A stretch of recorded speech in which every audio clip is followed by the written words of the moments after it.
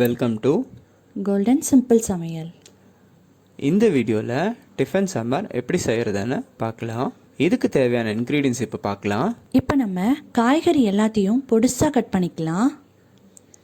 பெரிய size carrot 1, கத்திரிக்காய் 2, beans 6, பூண்டு பல் 5, இஞ்சி சின்ன பீஸ் 2, உருளைக்கிழங்கு 1, பெரிய வெங்காயம் 1, 3 தக்காளி,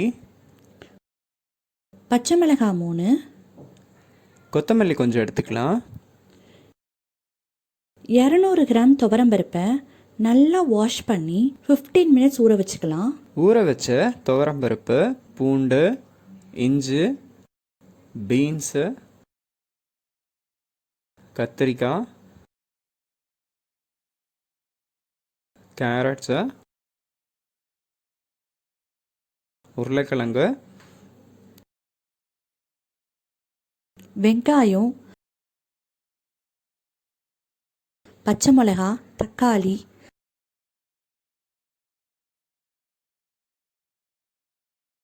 கொஞ்சம் பெருங்காயத்தூள், இது எல்லாத்தையும் சேர்த்துட்டு குக்கரில் கொஞ்சம் தண்ணி ஊற்றி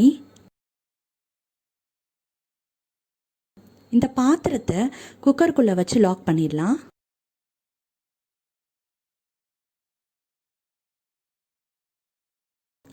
எட்டு விசில் வந்துருச்சு.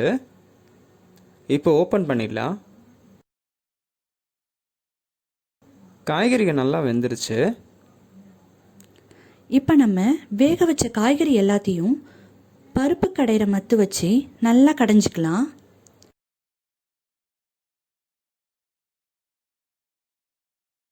இந்த மாதிரி நல்லா கடையணும்.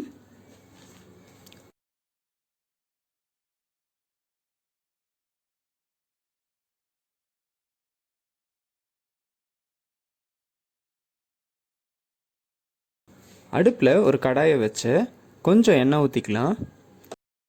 எண்ணெய் ஹீட் ஆயிடுச்சுங்க. இப்போ கொஞ்சம் கடுகு போட்டுக்கலாம். கடுகு வெடிச்ச அப்புறமா கருவேப்பிலை போட்டுடலாம். நம்ம மத்து வச்சு கடைஞ்ச காய்கறி எல்லாத்தையும் இதில் ஊற்றிடலாம்.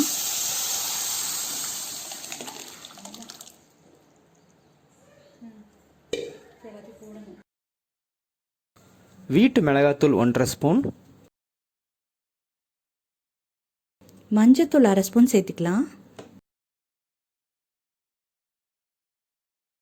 உப்பு தேவையான அளவு சேர்த்து நல்லா கிளறி விட்டுடலாம்.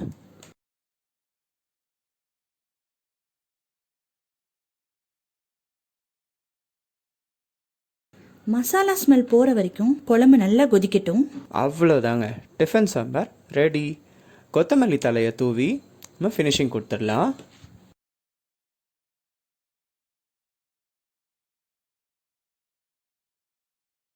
இந்த சாம்பார் இட்லி, தோசை, பொங்கலுக்கு ரொம்ப நல்லாவே இருக்கும். ஈஸியான மெத்தடில் டிஃபன் சாம்பார் ரெடி. இந்த வீடியோ கண்டிப்பாக உங்களுக்கு பிடிச்சிருக்கோன்னு நம்புகிறோம். ரொம்ப யூஸ்ஃபுல்லாக இருக்கும்னு நினைக்கிறோம். லைக் பண்ணுங்கள், ஷேர் பண்ணுங்கள், எங்கள் சேனலை சப்ஸ்கிரைப் பண்ணுங்கள். தேங்க்ஸ் ஃபார் வாட்சிங்.